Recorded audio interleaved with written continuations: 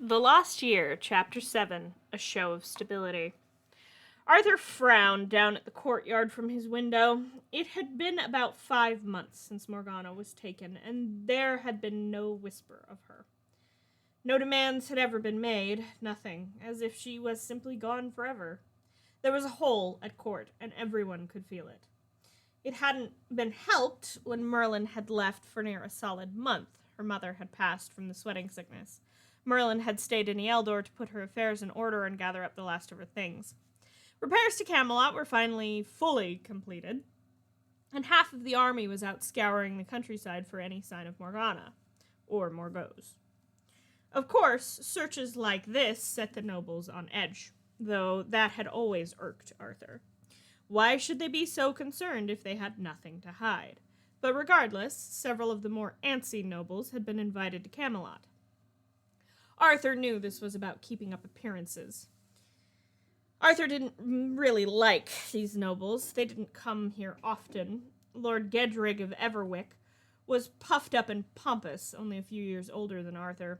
He'd gotten the lordship on a technicality. He had an older brother who would have been much better suited to the position, but he was a bastard, the result of an affair his father had with a lady of slightly lesser standing. He had no other siblings, but kept his brother on in his household because most of the gentry preferred to speak to him. The exception was Uther. Even Arthur liked Cadric better than Gedrig. But there was nothing he could do about it. Uther had invited Gedrid of Everwick, Roderick of Asgaroth, and Lady Emma of Gedref to a feast as a show of stability. Lady Emma would be bringing her youngest son Willis in hopes that he could train and eventually earn a knighthood. It was about time Galahad took his knight's trial anyway. Perhaps if Willis proved skilled enough, Arthur would take him on as his new squire if Galahad passed. The castle staff had been rearranged a bit now that there was less need for reconstruction, and the steward had made good on the threat of finally finding Arthur a manservant. Now, Arthur had not considered this a threat at first. 2 years ago, it would have been a godsend, since it would have gotten him away from the mouthy girl his father had stuck him with.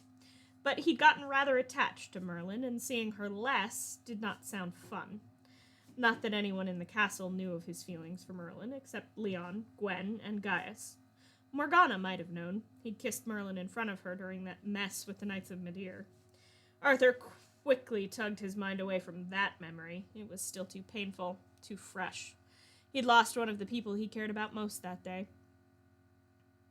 If he could have, he'd have thanked the steward for not making him lose another. Merlin's duties had shifted, yes, and there were fewer of them, allowing her hours to actually study with Gaius, but their regular activities hadn't changed. Arthur never saw her less, and somehow it was always her that ended up serving him at meals as well, instead of this new man, George. Arthur wasn't sure he'd ever actually interacted with his new manservant, in all honesty. He shook his head as he watched Lady Emma's carriage roll up into the courtyard.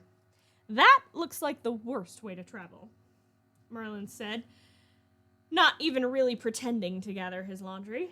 He laughed as he turned to her. "Most noble ladies prefer it to horseback," Arthur said, amusement glimmering in his eyes as she pulled a face.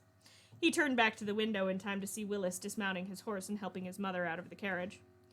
"Can't even get out without a hand? No, thank you. I'll take a horse any day. At least they tend to listen," Merlin said, shaking her head as she finally turned back to her task. Arthur shook his head as he picked up his sword from the table and slipped it into its place at his side. "When is Galahad's trial?"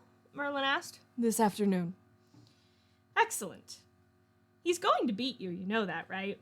Merlin teased. Arthur rolled his eyes. "We'll see," he said as he headed out of the room. Merlin grinned behind him.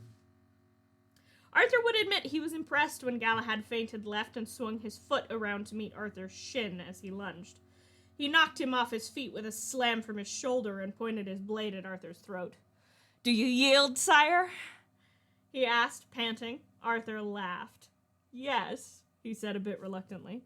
Galahad held out a hand and pulled Arthur to his feet as many of the knights broke into applause. A particularly loud clapping came from the sidelines, and Arthur glanced that way and spotted Merlin grinning wide. Galahad was clapped on the back as Arthur stepped over to the waterskins. Just because they happened to be next to Merlin didn't mean anything. I told you he'd beat you, she said, her smirk smug. Arthur let out a breath. He's good. He'll be knighted within the fortnight, Arthur said, grabbing one of the skins and pouring some water over his face. Aren't you meant to be helping Gaius? He let me come out to watch. Can't see the field from my window, Merlin said, and Arthur shook his head. Oh, and I'm sure you were rooting for me, Arthur teased. Not on your life. Galahad deserved to win that, and we both know it. He's been putting up with you longer than I have, poor boy. She teased back, and Arthur snorted. Get back to Gaius before he misses you, he ordered, and Merlin rolled her eyes, but headed out towards the physician's chambers.